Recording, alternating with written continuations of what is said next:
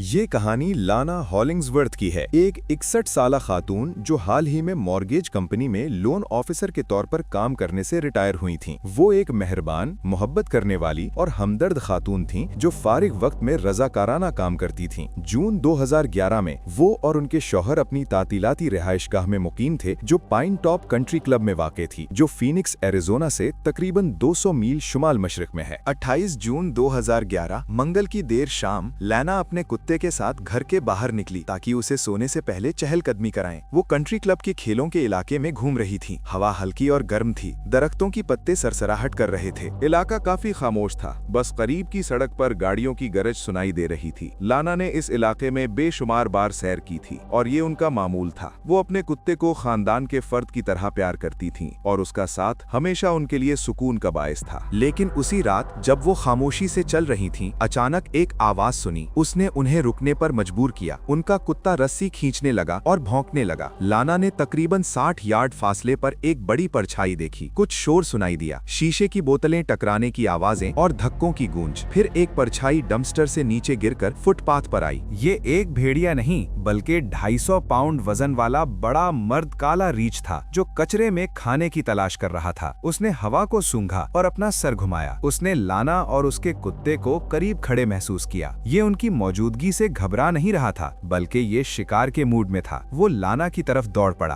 उसके मजबूत जिस्मानी आज़ा उसे आगे धकेल रहे थे, कान पीछे की तरफ दबे हुए थे, थूक उसके जबड़ों से टपक रहा था और आंखें लाना पर जमी हुई थीं। लाना दहशत के एहसास से घबरा गई और चीख निकाली। वो भागने की कोशिश की लेकिन रीछ इतनी तेजी से पहुंच गया कि वो रद्दे अमल जाहिर नहीं कर सकी। रीछ उसके पीछे कूदा और लाना फुटपाथ पर गिर गई। उसका सर सख्त कंक्रीट से टकराया। फिर लाना ने महसूस किया कि रीछ उसके ऊपर है। ये फितरी तौर पर उसके गर्दन और सर के पिछले हिस्से पर हमला करने लगा। लाना ने बचने की भरपूर कोशिश की, अपने बाजू गर्दन के गिर्द लिपेटे और जिस्म को गोल करने की कोशिश की, लेकिन रीछ की ताकत बहुत ज्यादा थी। लाना चीखी और उसकी मदद के लिए मोहल्ले वाले बाहर दौड़ पड़े। मोहल्ले वाले जो मंजर देख रहे थे वो चौंकाने वाला था। वो देख सकते थे कि लाना रीछ के नीचे लड़ रही है। रीछ का मोटा घुंघरियाला जिस्म और ताकतवर पंजे उसके जिस्म पर हमला कर रहे थे। कुछ लोग अपनी गाड़ियों के हॉर्न बजाते हुए रीछ को डराने की कोशिश कर रहे थे, हाथ हिला रहे थे और चीखें मचा रहे थे। ये काम कर गया। रीछ डरा और पीछे हटा और लाना एक करीबी दरख्त पर चढ़ गई। लाना जमीन पर दिल बर्दाश्ता पड़ी रही। उसका कुत्ता भाग गया था और वो अपने जिस्म और सर में जख्मों के दर्द से सिसक रही थी। वो मदद के लिए पुकारें, लेकिन रीछ फिर से दरख्त से नीचे आया और दोबारा लाना की तरफ दौड़ा। ये भूखा था और लाना को शिकार के तौर पर देख रहा था। ये एक शिकार की नौयत का हमला था।